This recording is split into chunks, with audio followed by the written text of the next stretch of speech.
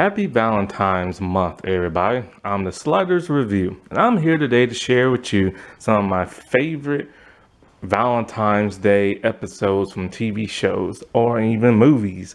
Not everything is all lovey-dovey. Sometimes Valentine's Days deal with heartache and everything. So, some episodes will be romantic and lovey-dovey, while others will be very sad and heart-wrenching and stuff. But love is love. It doesn't always come with smiles and giggles and glee. So, I'm here today to talk to you about California Dreams Season 5, Episode 11, Love Letters. This is a very special episode because it shows the growth of Sly Winkle, a person who is very much like Zach Morris from Saved by the Bell. And Sly is just like his name. He's Sly. He's Weasley. Like, he's always trying to scam people to get money. And he treats people like utter crap. And so, but this shows a completely different side of him. He's in love with Lorena. Now, this is the last season, so they decided to hook him up with somebody and make him look like a better person, which was great because this entire season, he is a lot better than what he used to be. I remember when I think he had an episode where it was like this larger girl and he didn't want to date her because she was large, and then there was this blind girl and he didn't want to date her because she's blind, and then later on towards the end of the episode, he had a change of heart. And so it's very Saved by the Bell-ish and everything, because it's made by the same person who created Saved by the Bell. And, as great as this show is, it's not really on DVD. Only the best episodes of season 1 and 2 are on this thing. And a lot of people can agree season 1 just isn't all that great, because it was a completely different format with like a family and stuff. And so when it comes to this show, Sly is in love with Lorena. Now, he's tried to get with her before, but in a very Weasley kind of way, so she's not into him. Basically, he turns her off. She's the rich girl, and he's the guy always scamming for money. Now, Lorena, I believe, came in the 4th season, if not the 3rd, but I think it was the 4th. And so, I can't remember which one. But this is when the show had a new set piece, Lorena's apartment and stuff, or a beach house or whatever it's called. And I remember this was around the time I started watching the show, so I remembered it. So when I started watching the earlier seasons on YouTube, I'm all like, hey, the show is completely different back then. So basically, to get through the other people's stuff, basically the characters have regrets. It's almost graduation time, and they realize there are things they did in the past that they wish they would have or just didn't do. Now, because this is the last season, they really tried to ham it up towards the end of the series with the acting. It's more sillier, it's more goofier. They just hammed it up because this is the 11th episode, and there's only 15 in this entire season. And so graduation is coming up very, very soon. The heartbreaking last episode. Oh, God. It was so heartbreaking.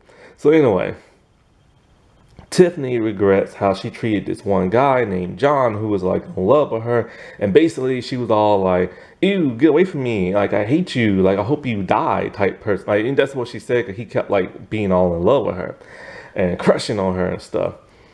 Jake, his regret is not playing the bagpipes. Mark's regret is not sticking up to the PE coach who bullies him. And Sam and Tony has something to do with dancing. Of course, Sly's regret is not telling Lorena how he feels. So he decides he's going to write a love letter. This love letter touches her so much that she's madly in love with her secret admirer. He writes her a couple of more. They're like poems and letters and stuff like that. And so when he overhears she's in love with this person who she's never met, he's happy about it, and Jake sees that he's happy. And he realizes that, Sly was the one who wrote the letters. Now, Jake used to date Lorena back in the day, but they broke up. And so, he tells Sly, you need to tell her how you feel, but Sly is chickening out. He's terrified because, he knows Lorena hates his guts and everything. But Jake forces him to tell.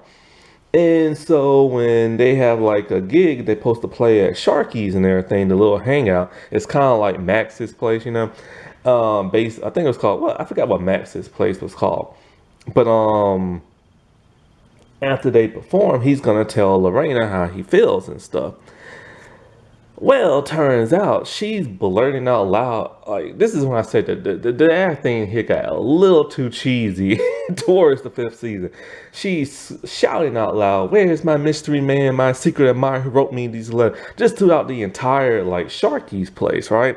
Well, John, who liked Tiffany, overheard that.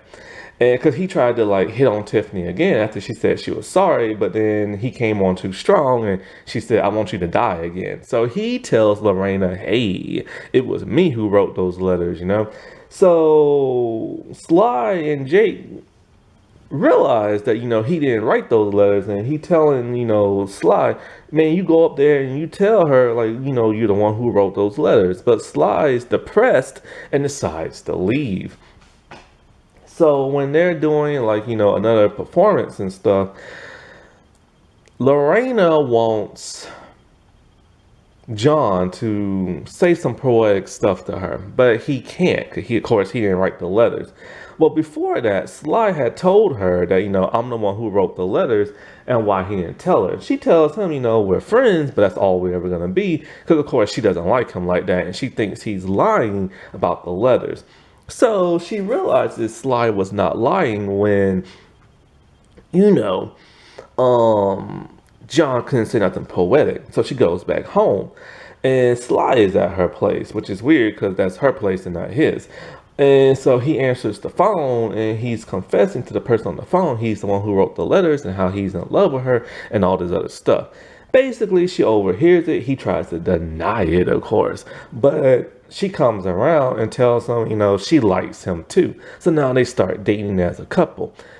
It's one of those oddball situations where you think two people who are totally wrong for each other shouldn't date. But sometimes that's what the best things about like taking that chance, and like, opposites do attract. They don't always stay together for too long, but sometimes they do. And that's what's so cool about this episode, is that we got to see the nicer side of Sly. He wasn't just like a weasel towards the end of the series. Now, wasn't that romantic? Or depressing, depending on what kind of video I just talked about. Okay, well, happy Valentine's Day, everybody. And bye.